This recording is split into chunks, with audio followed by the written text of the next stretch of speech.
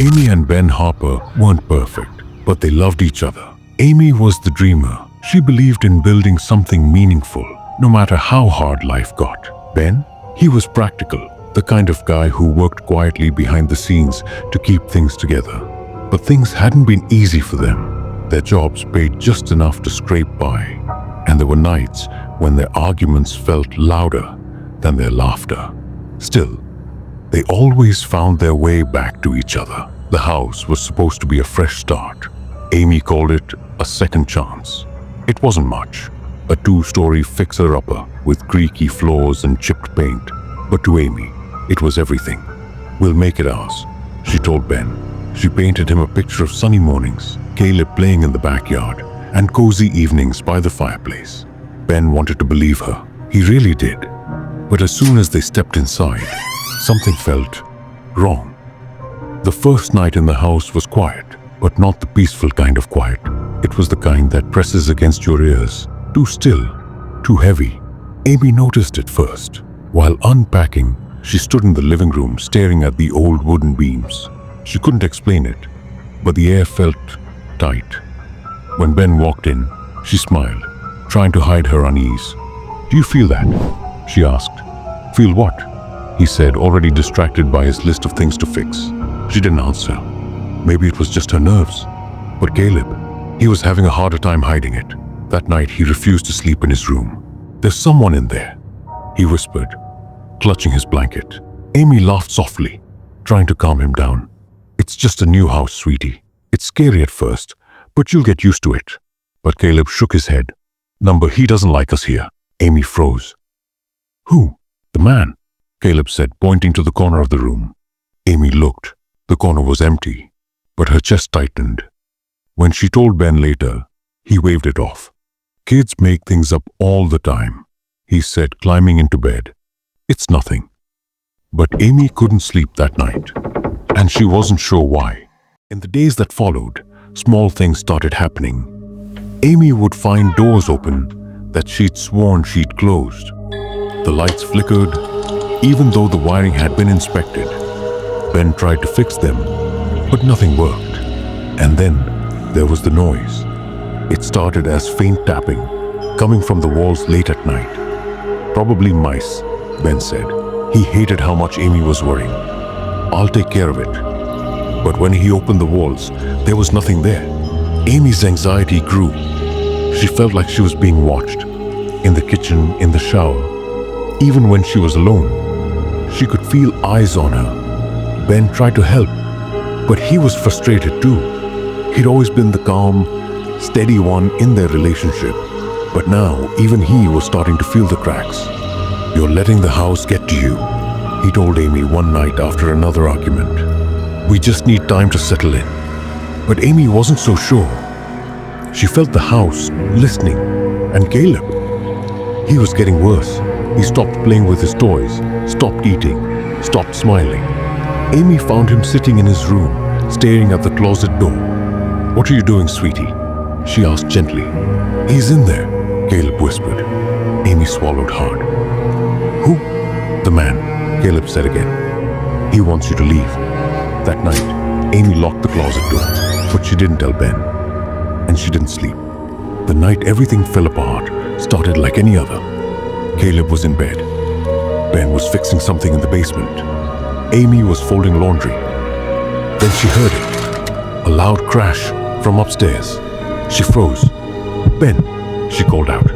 No answer. She ran upstairs, her heart pounding. Caleb's room was empty. His bed was overturned, and the closet door, the one she had locked, was wide open. "Caleb!" she screamed, running through the house. She found him downstairs, sitting on the floor, staring at the front door. "We have to go," he whispered. "What happened?" Amy cried, pulling him into her arms. "He's mad," Caleb said. "He said this is his house." Before Amy could respond, Ben came running upstairs, pale and shaking. "We need to leave now." Amy had never seen him look so scared. He didn't explain, and she didn't ask. They grabbed what they could and drove away that night. Ben later admitted what he'd seen in the basement. A figure standing in the corner staring at him. Its face wasn't right. and when he turned to run, he heard it whisper, "Leave."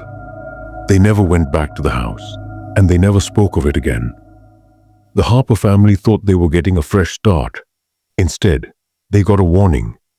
The house they left still stands, empty, waiting. So let me ask you, if your home told you to leave, would you listen? Nate and Olivia weren't looking for much. Just a quiet place to start over. After years of living in the city, they wanted space, peace, and privacy. When they found the house, it seemed perfect. It was a small one-story cottage tucked into the edge of a forest. The best part, the price was ridiculously low. "Why is it so cheap?" Nate had asked the realtor. She hesitated for a moment before saying, "The last owner left suddenly. They didn't give a reason." That should have been a red flag, but Olivia was too excited to care. She loved the open kitchen, the big windows, and the cozy fireplace. "This is it," she told Nate, beaming. Nate smiled back. He trusted Olivia's instincts, but something about the house felt wrong. He didn't know why, but every time he walked through the front door, his stomach tightened. Olivia noticed too, but she didn't tell Nate. She didn't want to ruin his excitement. "It's just nerves," she told herself. But those nerves didn't go away. It started on the second night. Nate woke up to the sound of scratching. Soft at first, like fingernails brushing against the walls. He grabbed a flashlight and checked every corner of the house. The noise stopped the moment he stepped into the hallway. "Probably just animals," he muttered to himself. But deep down, he wasn't so sure. Olivia wasn't sleeping well either. She started having strange dreams. Dreams where she was trapped in the house, running from room to room. But every door she opened led her right back to the front door. One morning, Nate found her sitting at the kitchen table, pale and shaking. "What's wrong?" he asked. "It's nothing," she said quickly, but her voice was hollow. The next day, Olivia tried to go into town to grab groceries, but as she drove down the long, winding driveway, she found herself back at the house. Confused, she turned the car around and tried again and again. Every single time, the road curved back to their front yard. She sat in the car for nearly an hour, shaking. When she finally went back inside, Nate noticed how quiet she'd become. "What's wrong?" he asked again. She hesitated. I think we're stuck here." Nate laughed nervously. "Don't be ridiculous." But he tried the same thing later that afternoon. He got in the car and drove down the driveway. No matter which turn he took, he always ended up back at the house. The next few days were chaos. Every attempt to leave failed. Their phone stopped working. Even the clocks in the house seemed to slow down. Nate decided to go on foot. He packed a bag and told Olivia, "Stay here, I'll find help." He walked for hours, but the farther he went, the denser the forest became. And no matter which direction he took, he always ended up back at the front porch. When he returned, Olivia was standing in the living room, staring at the walls. "Do you hear that?" she whispered. Nate strained his ears. At first there was silence, but then faintly, he heard it. Voices whispering just beneath the surface of the walls. He grabbed Olivia's hand. "We need to leave. Now." But as they tried to open the front door, it wouldn't budge. Every door and window in the house had locked itself. And then, the lights started to flicker. Olivia screamed as the whispers grew louder, almost deafening. It sounded like hundreds of people, all talking at once, their voices overlapping. Nate grabbed a chair and smashed it against the window, but the glass wouldn't break. And then, just as suddenly as it started, everything went quiet. They stood there, frozen. The house was silent again. But as Nate looked around, he realized the furniture had moved. The living room wasn't in the same spot anymore. The house was shifting. Voice softens, reflective but chilling. Nate and Olivia were never seen again. The house was found empty months later, their belongings still inside. Neighbors say the house still stands, and every once in a while, someone new moves in. But they never stay long. So let me ask you, if your house refused to let you leave, what would you do? Outro music fades in, haunting, echoing piano notes, visuals of the house fading into darkness. The next story takes us to a small family in New Jersey. Mike and Sarah had just moved into a beautiful colonial home with their 2 kids. It was the perfect house, a big yard, lots of space, and a good school district. But within a week of moving in, they got a letter. It wasn't a welcome letter from a neighbor. It was something else entirely. The envelope was plain, with no return address. Inside, a handwritten note said, "I've been watching your house.